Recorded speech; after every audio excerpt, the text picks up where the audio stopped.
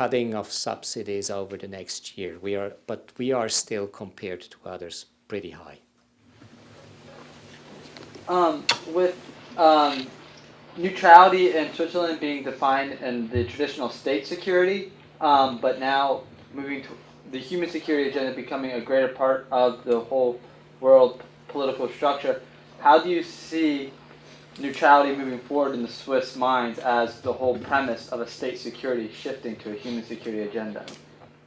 Yeah, it's an uncomfortable mix. You see, I mean, it just what we realize today is that it splits the sort of security debate splits public opinion, and we have somehow to reconstitute the domestic majority in order to run a new interpretation of security policies worldwide. At the present moment, there is no overarching solid consensus on what neutrality means.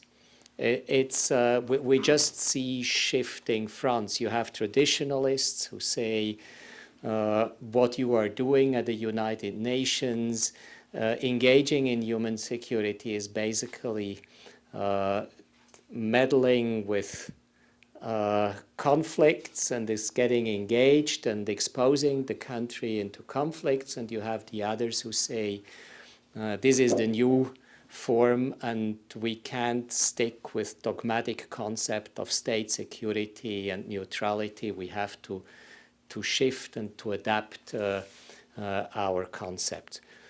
My impression is, very frankly, that except for the Swiss, nobody really cares about the traditional concept of neutrality. This is a purely domestic debate. And my point when I have speeches back home in Switzerland is let's not be dogmatic and definitional and start guessing what neutrality actually means today. Let's see what are the challenges in the world and what we can and want to contribute to the resolution of problems.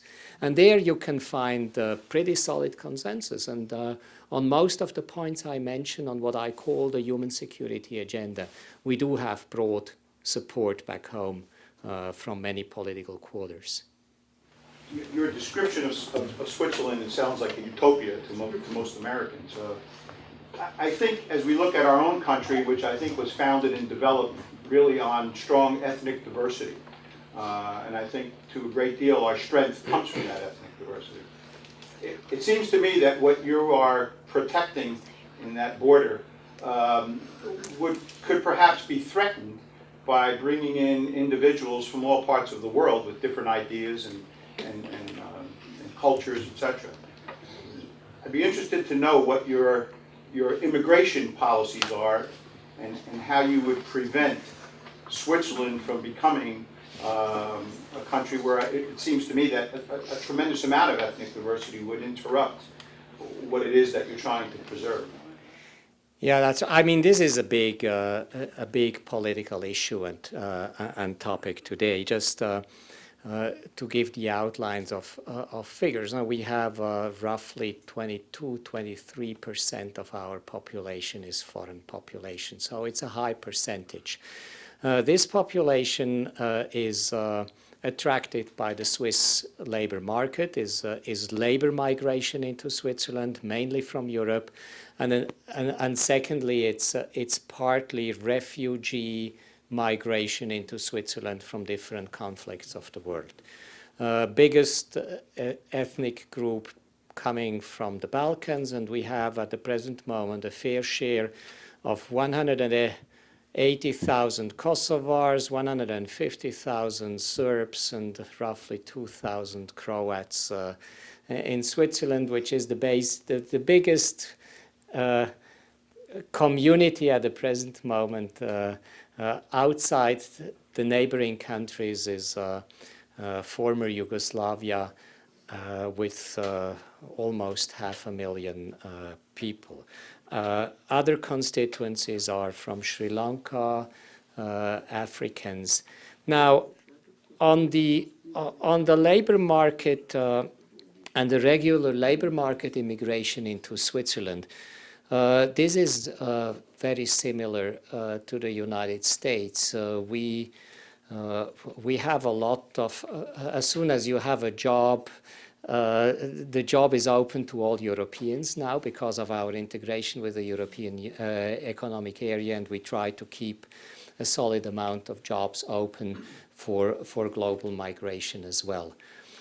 We do have a problem with illegal immigration, as has the United States.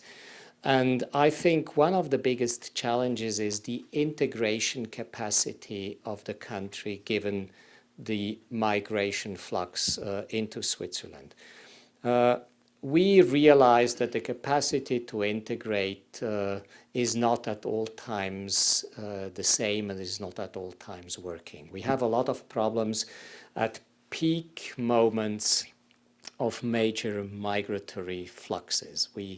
At the present moment, it's calming down again a little bit, but the capacity to integrate migrants into the fabric of the society shows conflict, as in all other countries as well. So it's a big challenge. I mean, what I can say is that despite all the problems, we still managed to keep almost a quarter of the have a quarter of the population coming from other countries, which is a big share. Huh? So I don't believe all those stories and stigmas about societies being racist and opposed to migration.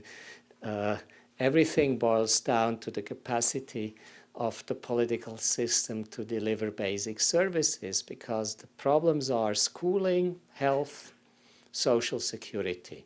Once this is provided for, nobody cares whether the neighbor is a Serb, a Croat, a Tamil, or a Colombian. So, Okay. More questions?